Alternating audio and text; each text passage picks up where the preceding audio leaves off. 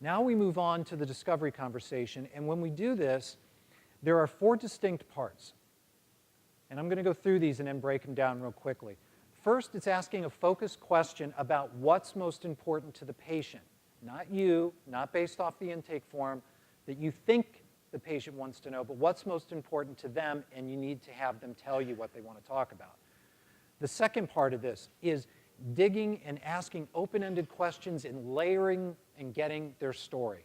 Keep exploring, exploring. I could have kept exploring because I love doing that, but I want to show you that you can get a story out of somebody. We do it all the time when we sit down and meet people for the first time. I've met a lot of you here for the first time the last couple of days and had some wonderful conversations. In 3 or 4 questions, you get to bond with that person if you care and you ask open-ended questions and listen.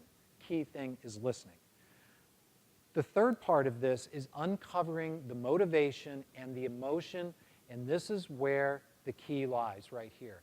So what I typically see is that a lot of hearing professionals that I observe will ask questions about how often something happens, or they'll go through a checklist, right? I mean, we've all done it.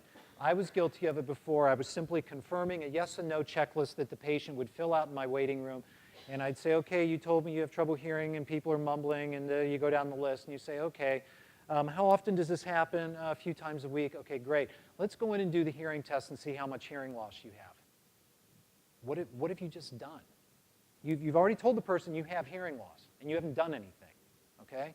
So this is the key part to this, is asking the question, which we'll get to in a second, about uncovering the emotion. And then the last part of this is what I like to refer to as inspiring ownership. As I said earlier, we all do a lot of convincing in everything that we do. I'm terrible with my kids, right? I'm always trying to convince my kids that they need to do this, this, and this. How do kids learn the best?